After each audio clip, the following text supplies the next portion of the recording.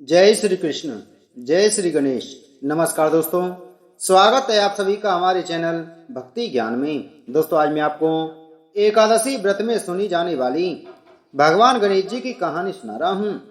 एक बार की बात है, एक गांव में एक बुढ़िया अपने परिवार के साथ रहती थी। बूढ़ी माँ भगवान विष्णु की बहुत बड़ी भक्त थी।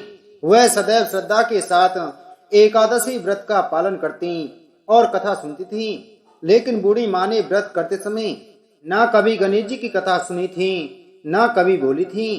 इस कारण बूढ़ी माँ का व्रत अधूरा ही रह गया। लेकिन बूढ़ी माँ को यह बात पता नहीं थी। बूढ़ी माँ सोचती थी वह संपूर्ण व्रत पालन कर चुकी है। इस व्रत पालन के पुण्य परिणाम स्वरूप उसे वैकुंठ लोक की प्राप्ति मिलेगी। जब बूढ़ी माँ मर गई तब उसे लेने के लिए यमलोक से यमदूत आए।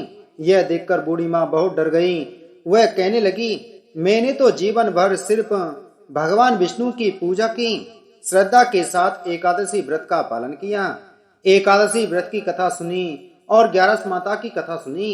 इसी पुण्य के फल स्वरूप मुझे ले जाने के लिए वैकुंठ लोक से विमान आना चाहिए। मैं तुम्हारे साथ नहीं जाना चाहती। यह कहकर बूढ़ी माँ रोने लगी और वह भगवान विष्णु का स्मरण करने लगी।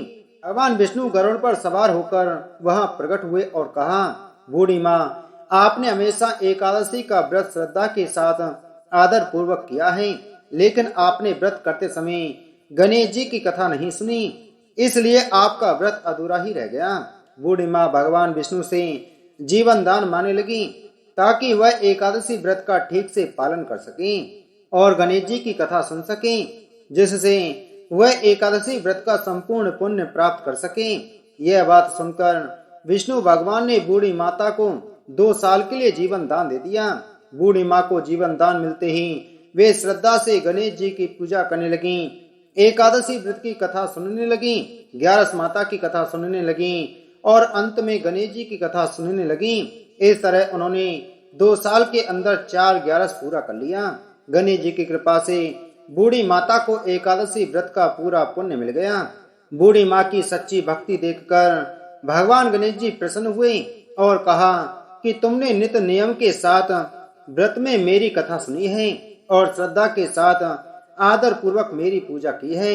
मैं इससे बहुत खुश हूँ। मैं आपको आशीर्वाद देता हूँ कि जब तक यह संसार रहेगा तब तक पृथ्वी के निवासी आपकी तपस्या के गीत गाएंगे और जो भक्त एकादशी व्रत पर आपकी भक्ति को सुनेंगे उन्हें व्रत का पूरा फल मिलेगा।